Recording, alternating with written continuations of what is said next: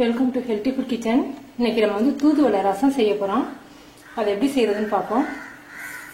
ஒரு 3 ஸ்பூன் அளவுக்கு துவரம்பருப்பு, அதுவும் அந்த பருப்பு தண்ணியும் எடுத்து வச்சிருக்கேன்.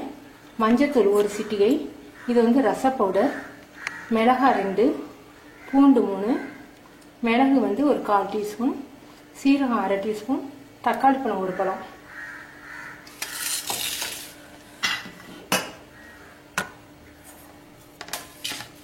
இது வந்து தூதுவளை. தூதுவளை வந்து இருமலுக்கு ரொம்ப நல்லது, சளி தொந்தரவு, ஆஸ்மாவுக்கு ரொம்ப நல்லது. இது இலையில முதற்கொண்டு முள்ளு இருக்கும், இலையை மட்டும் கட் பண்ணிக்குவோம். இலைக்கு பின்பக்கமும் முள்ளு இருக்கும், அதனால பார்த்து சுத்தம் பண்ணிக்கோங்க. புளி வந்து ஒரு சின்ன அரைநடி அளவுக்கு ஊற வச்சிருக்கேன். இப்போ இதெல்லாம் நம்ம மிக்சியில் அரைச்சிக்க போகிறோம்.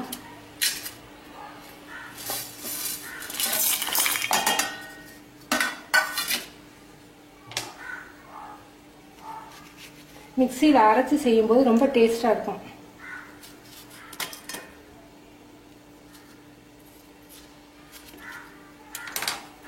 தூதுவளை வந்து சுத்தம் பண்ணி வச்சிருக்கேன். இதை லேசாக நெய்யில் வதக்கிட்டு இதையும் சேர்த்து அரைக்க போகிறோம்.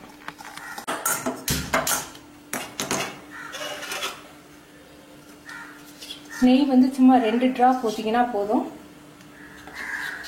இந்த பச்சையில வந்து ஃப்ளேவர், அந்த ஃப்ளேவர் பச்சை வாடை வரக்கூடாதுங்கிறதுக்காக தான்.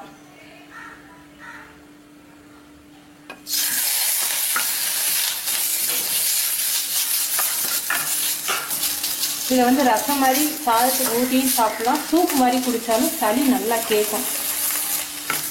சளி தொந்தரவு இருக்கும்போது இதை வச்சு சாப்பிடலாம், சட்னி கூட அரைச்சி சாப்பிடலாம். சும்மா பச்சை வாடை போகிற அளவுக்கு நம்ம வதக்கினா போதும். நெய்யில் வதக்கினீங்கன்னா அந்த ஃப்ளேவர் ரொம்ப நல்லாயிருக்கும். நம்ம இப்போ வந்து தக்காளி, மிளகா, பூண்டு, சீரகம், மிளகு, இந்த தூதுவளை இது எல்லாத்தையும் மிக்சியில் அரைக்க போகிறோம். புளிக்கரைசல் தண்ணி எடுத்திருக்கேன், பருப்பு தண்ணி,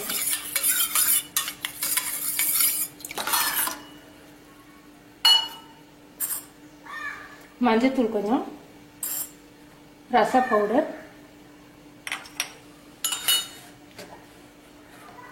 சூப்புக்காரனால நீங்கள் ரச பவுடர் போடலாம், நல்லா டேஸ்டாக நல்லா இருக்கும். அரைச்ச விழுது,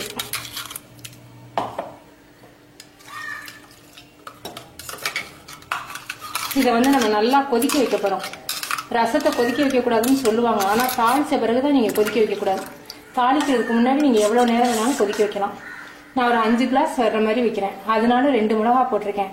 நீங்கள் கம்மியாக வச்சிங்கன்னா 1 மிளகா போடுங்க. அரைக்கிறதுனால உரைக்கும். விதையை எடுத்துட்டு கூட உரப்பு கம்மியாக வேணுங்கிறவங்க விதையை எடுத்துட்டு நீங்கள் அரைக்கலாம்.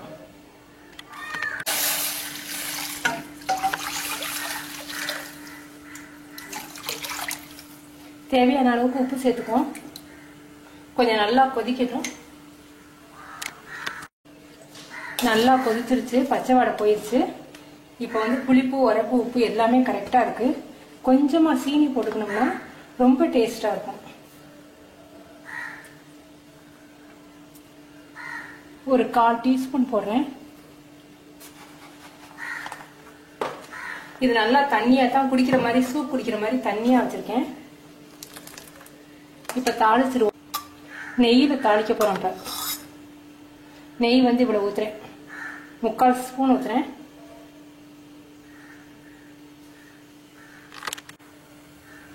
தாளிக்கிறதுக்கு வெந்தயம், சீரகம், கடுகு,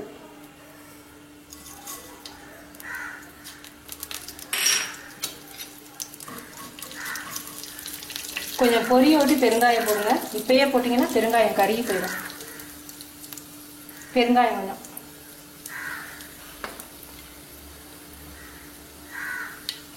கருவேப்பிலை,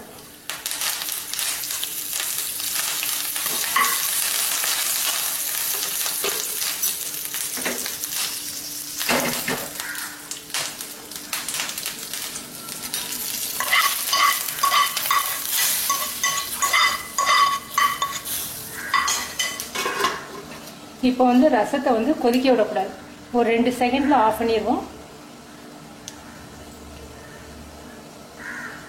ரசத்தை தாளித்த பிறகு கொதிக்க விட்டீங்கன்னா டேஸ்ட் மாறி போயிடும். தாளிக்கிறதுக்கு முன்னாடி எவ்வளோ நேரம் வேணாலும் நீங்கள் கொதிக்க விடலாம். போதும், அடுப்பு அமர்த்திடுறேன். தூதுவளை ரசம் ரெடி ஆயிடுச்சு. நீங்கள் செஞ்சு பார்த்துட்டு உங்கள் கமெண்ட்ஸ் எனக்கு சொல்லுங்கள். தேங்க்யூ.